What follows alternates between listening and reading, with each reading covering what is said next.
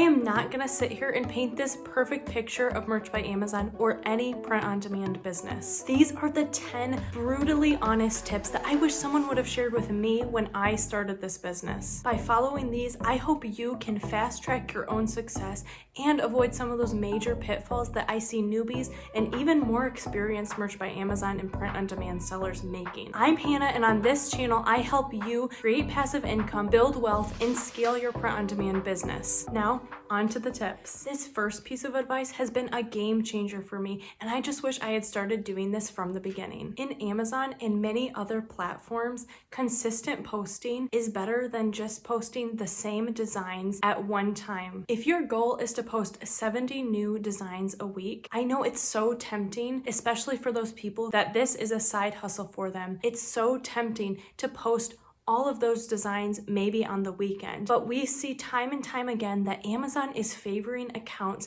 that are posting consistently. Instead of posting all of your designs in one lump during the week, really try to space those out, posting 10 designs a day. Even if you can't post 10 designs a day, 2 new items a day is better than posting 30 at the end of the week. All of this is anecdotal, and Amazon has never come out and outright said this, but from my own experience and from hearing other people who work in Merch by Amazon, they see more sales when their account is active than when they take long breaks. In the passive income world, working a little bit on something every single day has huge payouts in the long run, as opposed to just working 10 hours on the weekend. My next tip is to not build all of your products solely around trends. While jumping on trends is an amazing strategy when you're in those lower tiers, trends are not going to build a sustainable passive income business like those evergreen niches are going to. If you're not familiar with what an evergreen niche is, an evergreen niche is something like a shirt for a fisherman that could sell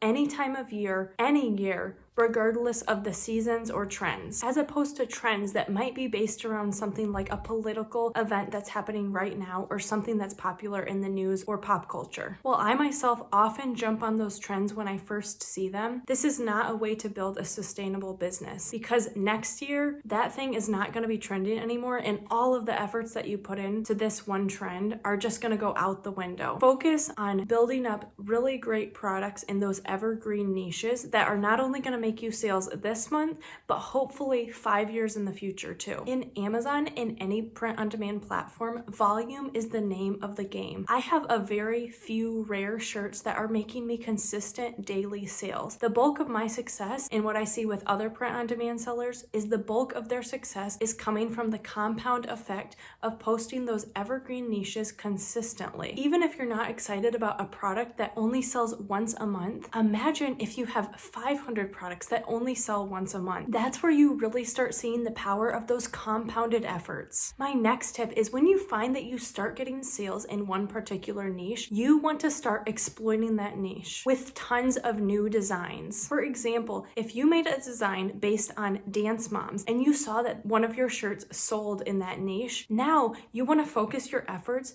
on making 10, 20, 30 more good designs in that same niche. By making your first sale, you validated that your research was correct and people are looking for this type of product. As another print-on-demand YouTuber, Ryan Hogue, likes to say, once you found something that works, you are consistently trying to carve out a little bit bigger piece of the pie. You've already done all the effort to research that niche, so now double down and you won't have to do all that upfront work again. My next tip is specifically for those Merch by Amazon beginners. When you are first starting, either waiting for your application to Merch to be accepted, or in tier 10, tier 25, tier 100, you need to also be posting on other platforms. A few great ones that I used back when I was in the lower tiers and still consistently post to today are Redbubble, Etsy, and TeePublic. Now that I'm in those higher tiers, Amazon makes me far more money than a place like Redbubble, but in those early days when you only have 1 or 2 slots to post new products, I put all of my efforts into posting as many designs as I could on Redbubble. Posting on other sites is also a a great way to just hone your skills in both researching low competition niches and also working on your design skills. Just because you see other people having the most success on Amazon doesn't mean you should ignore those other platforms and make some sales while you're waiting to tier up. The next piece of advice that I wish someone would have been brutally honest with me about when I first started is your designs are going to get stolen. But it is honestly not worth your time to go about all the headache of trying to report them and getting every single design taken down every time. I understand how infuriating and frustrating this is when you've spent so much time researching, validating, designing for a particular niche, and maybe a week or two later you see someone else has literally taken your artwork pixel for pixel and even copied your description and bullet points. I know not everyone agrees with this, but in my experience, the headache that comes with trying to report and getting these items taken down, I could have made 50 other products in that time.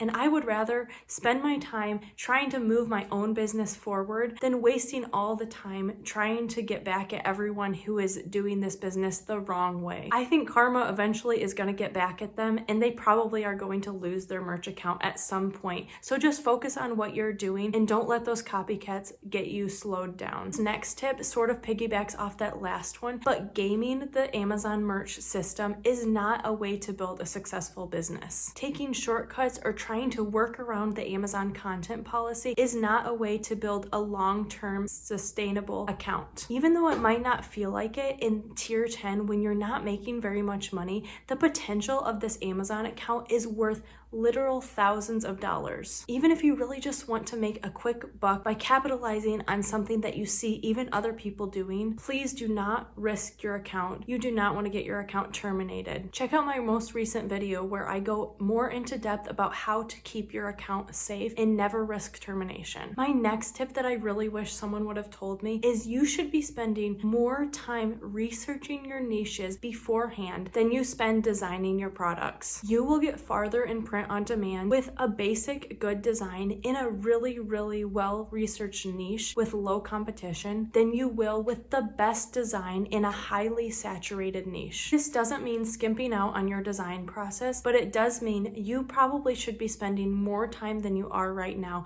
researching those really great niches. I dive into my own research process in this video here. My next piece of advice is do not be afraid to invest in this business. In previous videos, I've talked about some of my own personal favorite tools, including Canva, Placeit, All Sunsets, and Merch Informer. When you're getting started and making little to no money in this business, it's so tempting to not want to spend on anything until you validate your efforts with lots of sales. But in my own experience and what I've seen happen to others is when you start investing back into this business by buying the right tools, by buying products that are going to make your process easier and faster, that is going to compound in the future. In my opinion, people that invest in tools from the get-go are going to tier up faster, and they are actually going to start making money sooner than a lot of people that are just trying to do this on their own. I'll link all of my favorite tools down in the description below. So many of them have free accounts, so if you haven't even utilized those yet, go ahead and check them out right now. The amazing thing about print on demand is it really does have such a low starting cost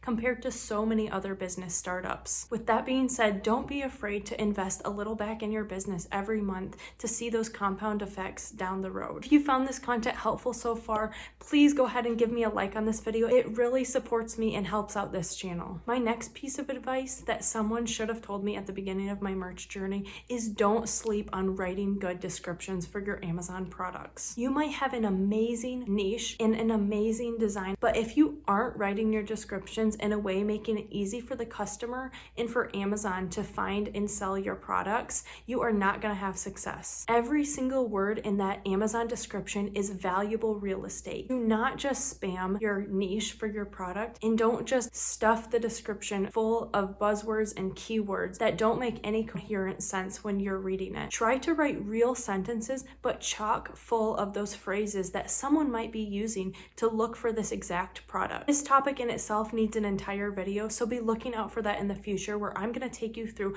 my own process of writing amazing descriptions for my Amazon products. My next tip is that Even in the beginning, when you're not making tons of money from this business, you still need to be treating it like a job. In my own journey, I found it so helpful to not only write out my goals for my business, but also write out those daily tasks that I want to accomplish no matter what every single day. I'm a big believer that if you treat this business like a hobby, you're only ever gonna make hobby money from it. And maybe that's all you're looking for. But if you really want to make money that is going to change your life, you need to start treating this like a job. I know so many people are working on this as a side hustle, but even still, if you can just dedicate 1 hour or even 30 minutes, plan to use that time effectively and get done those tasks that you know you can do every single day. My next tip for Merch by Amazon beginners is to utilize social media to get out of the brutal tier 10 and tier 25. I made my first 10 sales in just a week using the strategy that I'm going to share with you in this next video. If you are stuck in tier 10 or tier 25, watch this next video to see how you could get out of it this week. Thanks again for watching this video, and I'll see you next time.